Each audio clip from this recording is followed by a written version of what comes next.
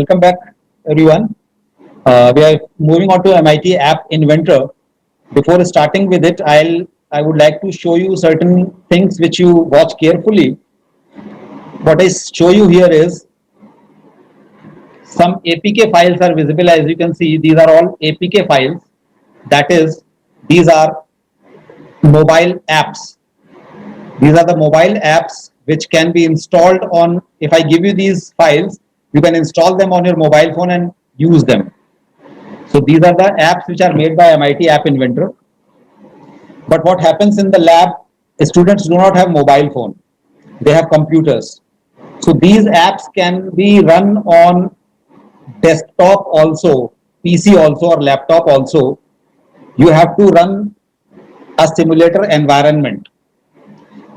One of the simulator is called Nox Player. You can note down the name. Nox Player is a simulation on PC for mobile apps. Nox Player is there. There is another software called BlueStacks. These are free software you can download from, just Google them and download whenever you are free. BlueStacks, BLUESTACKS, BlueStacks or Nox Player. I am using Nox Player here. This Nox Player provides the environment of a mobile phone. You can see my apps are installed here. It has a menu bar here. You see, in this menu bar, you have this APK icon here. This can be used to install more files. I can click on this. It will give me a pop-up box. I can go for my APK files and I can select the file which I need to install. I click on open, it will be installed here. It will take some time, say, depending on the size of the app, it will take some 2, 3, 5 minutes and it will install and look like this. As you see here, all these apps are installed in Nox Player now. If I click on any of the apps, it will run. For example, if I click on this demo one, it will start running. I have just clicked it. This is demo one app is running. It is just loading. It has a canvas, a ball image is there. Sorry, it has a canvas, a ball image is there. And I have 4 buttons here. Simple interaction, a plain program which is moving the ball in the respective direction depending on the button click. So what is happening when I'm clicking on a button, some kind of click event is being generated which is handled in such a way that the coordinates of the ball are changed accordingly. So this is demo 1. I have another app, Random Luck. Random Luck is asking me for a number.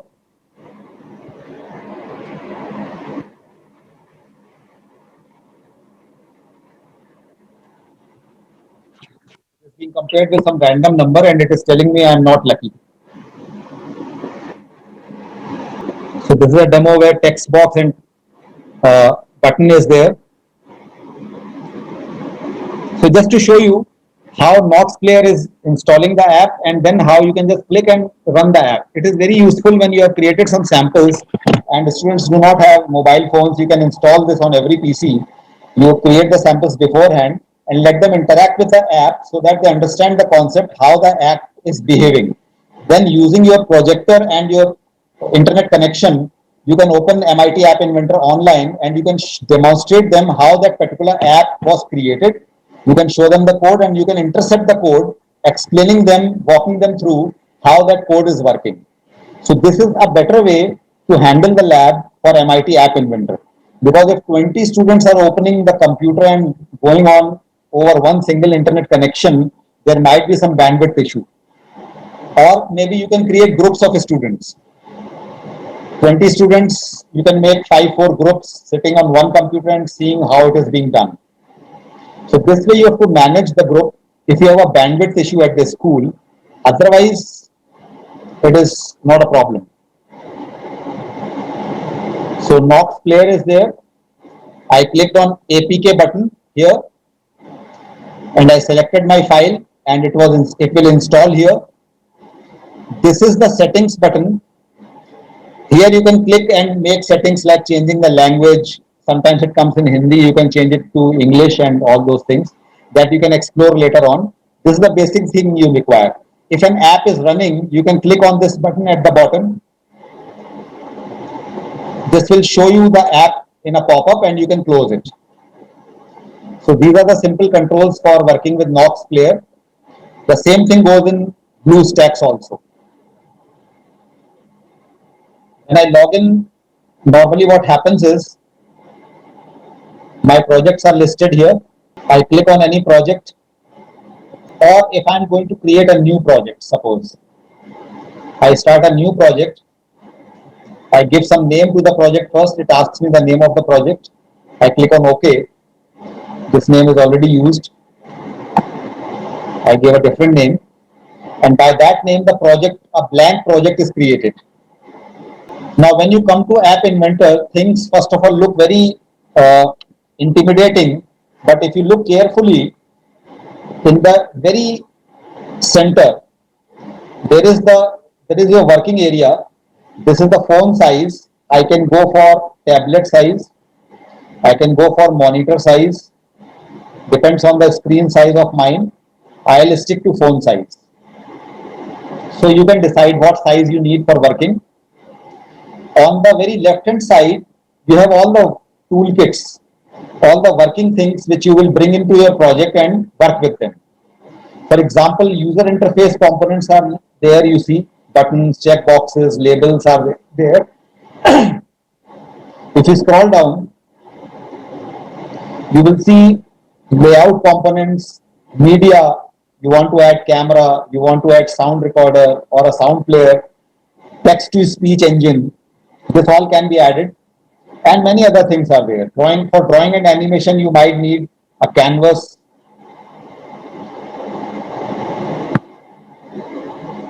or image sprite. Image sprite is that image which you can move into a canvas. Like you saw, the ball was moving in the canvas. That was an image sprite. Image sprite is different from this image. This image is an independent component which will make your user interface. But image sprite is something which will move inside the canvas. That's the difference. So first of all, whenever we are going to make our app, we decide the layout of the app. How the layout looks like.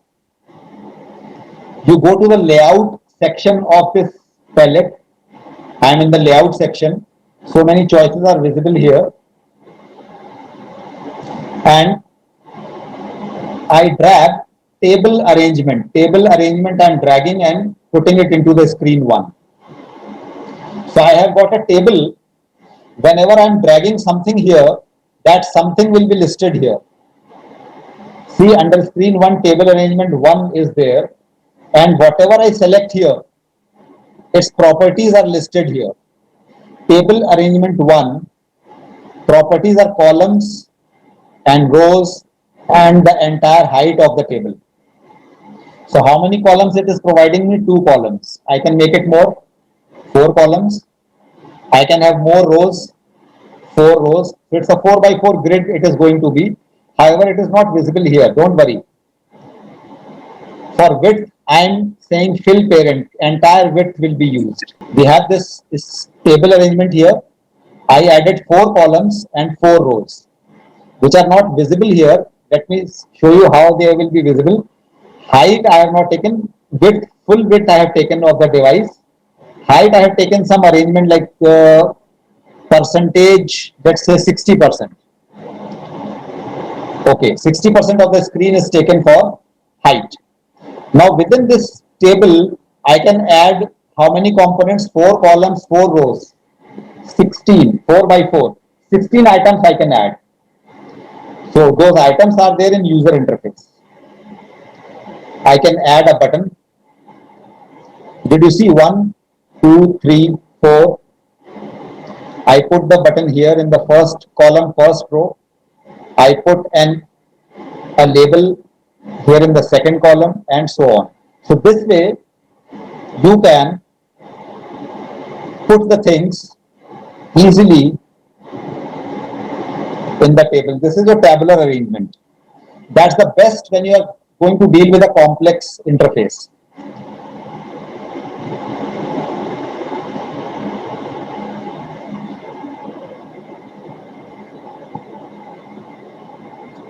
Did you see? So this is how a tabular arrangement can be made. And whatever I'm adding, see the list here. They are added here. And whatever I select here, its properties are set here. Like this is the just the decoration. See the text.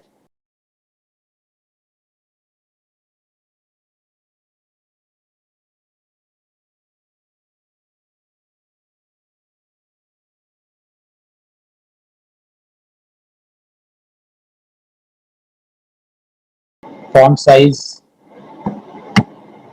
So this way, font is bold also, italic also. So properties you can manipulate depending on what you have selected here. Let us see what all is there. Sensors. In sensors, there is clock. I am bringing the clock here. Now, did you notice clock is not visible here? It is not the clock which is going to show the time. This clock is for time manipulation. Whatever components which are not visible, they will be listed below the device like this. Non-visible components are shown here at the bottom. If you select this, display hidden components in viewer. So the hidden component is here. It is visible here also. And the properties. Some time interval. So it is just like you saw in JavaScript set interval, it is a timer. Time interval 1 second.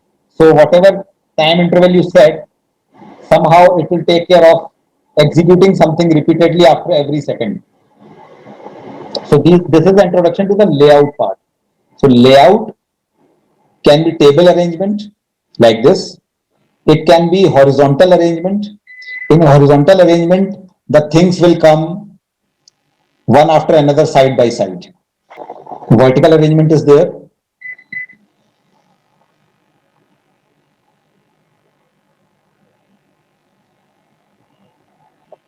So this way you can arrange the values here, the components here in the layout.